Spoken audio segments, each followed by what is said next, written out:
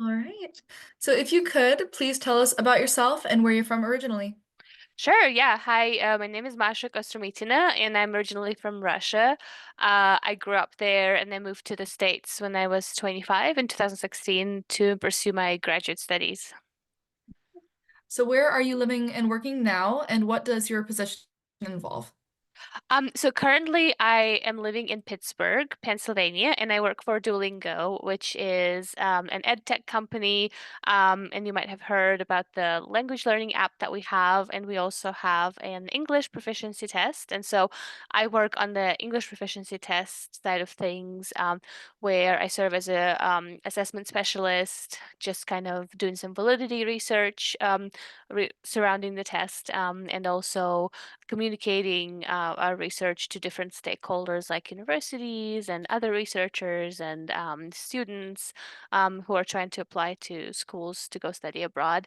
Um, yeah, I'm super. I've been with the company for about a year and a half. Pretty much since graduating. I actually overlapped a little bit, so I was finishing my dissertation, and I started working at Duolingo in March. So it didn't really get much of a break after finishing my PhD, but it was nice. It was great to transition straight into the workforce, and yeah, it's been really great since then. Well, that's awesome. Where did you complete your doctorate, and in what year did you finish? So I completed my doctorate at Northern Arizona University, NAU, in Flagstaff, Arizona. And whenever I tell this to people, they're like, "Oh, that must have been so hot, Arizona." But no, Flagstaff is very different. It's at 7,000 feet elevation, so it had beautiful four Oh. seasons. And it was also really sunny most of the time. So I miss it a lot, even, now living in Pittsburgh, where right now, late November, it's gray and rainy pretty much 24/7. Yeah, but I really enjoyed completing that program at NAU. I would say it's probably one of the best programs we have in the country. It's quite well known. We've got a lot of great faculty that I got to work with, like Oh Kim Kang, who was my advisor, Luke Plonsky, I worked with closely, Doug Biber, and others. Yeah, so it's a really great crowd. Well, good. Oh, That's and amazing. and sorry, you also asked what year I graduated. So I graduated in 2023. Awesome. Oh, so not that long ago. Hmm. Congratulations, even if Thanks. it's delayed. In practical terms, how would you say that your doctoral research made a difference in society? Yeah, I when I was trying to decide on the topic of my dissertation, I really wanted to create something that would be helpful for English learners. And myself being, someone who's a second language speaker of English, I was really trying to think of kind of some problems that English learners face whenever they communicate in real life settings. And that was very important to me. So I really wanted to make my study applicable to them as they go, around their lives day by day um and to kind of face different situations. So in my study, I looked at different speech acts, specifically requests, so like pragmatic speech acts, and I was trying to go beyond just like the lexicogrammatical side of things, but also look at, well, it's not just what you say matters, but how you say it matters as well. So whenever you're making a request, and especially if it's like a high imposition request, for example, talking to a professor or an employer, it's great to have like, the lexical and grammatical repertoire to make the request. But if it sounds off, like if your intonation is off, it might be perceived as rude or impolite.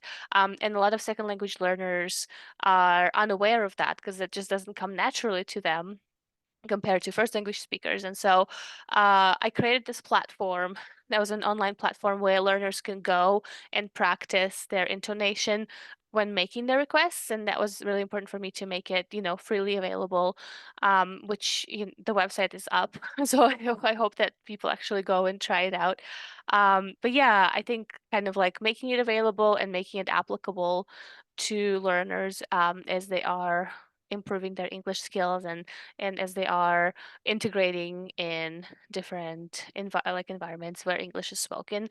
I hope that that made an impact, but we'll see. It sounds like it would. And would you mind sharing the name of the website? Um, Yeah, it's intonationtrainer.com. awesome. Just in case anyone would like to check it out. Yeah. So what did receiving the TIRF DDG award mean to you? Oh, I mean, it was just such huge help. Well, first of all, just seeing that your research is recognized is huge. Like, when you're completing your PhD, you're kind of in this isolated environment where you think your study is important and you think it's interesting. But when others recognize that, when you get a grant like that, especially from TIRF, which is a huge organization, advocating for like really progressive and forward-looking research, you kind of get that confidence that yes, what I do matters, and that was just the biggest thing for me to get that support.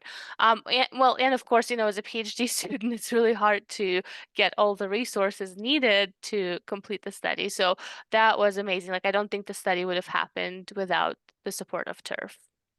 Are there any specific impacts that receiving the award had on your ability to complete your dissertation or do your research? Yeah, I mean, first it just helped me get the participants. Without that grant, I wouldn't have been able to compensate them or just get the numbers that I was looking for, and to recruit them. And then also the platform itself, in order to be able to create it and host it online, there were obviously certain fees um, tied to that. So those are the two big things. And then being able to go to conferences and present the results, to kind of, make people more aware of the study and the platform that I created.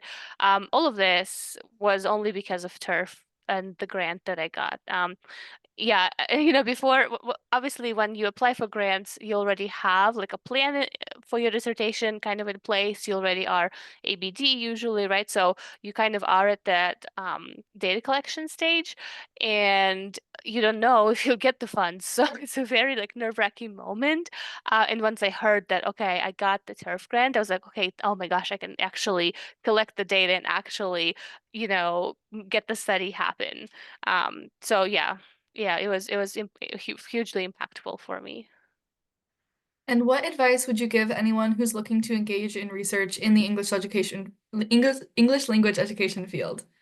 Yeah, I think just put learners first. And that was something that I tried, like earlier I said, I really was trying to create something that would be helpful for learners. So there are definitely lots of topics that are just interesting from the linguistic perspective and are definitely worth exploring. But I would say having like putting learners first, their needs, and then designing the study based on what you notice in that regard is really helpful when applying for the TIRF grant.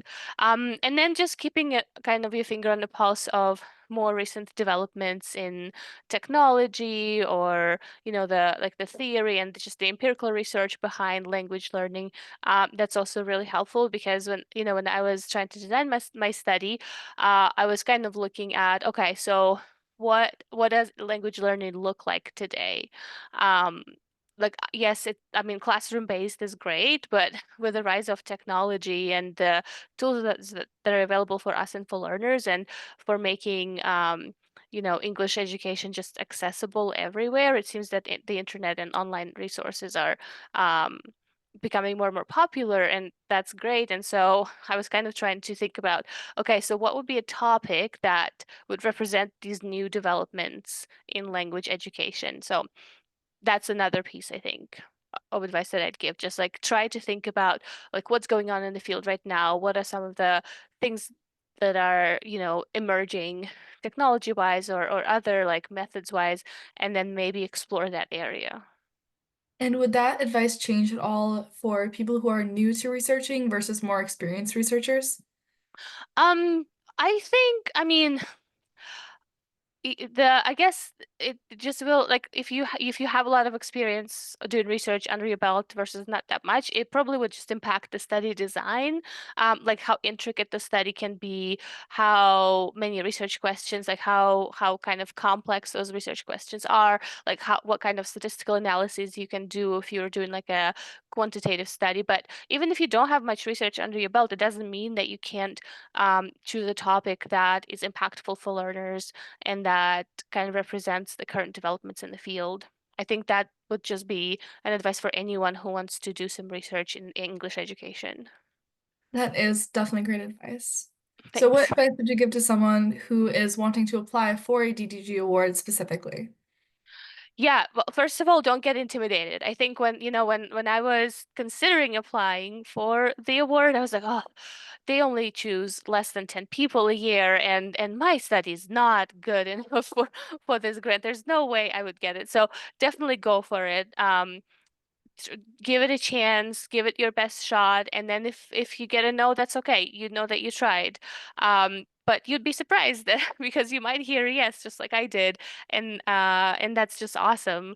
So first of all, yeah, don't get discouraged, don't get intimidated. Go for it.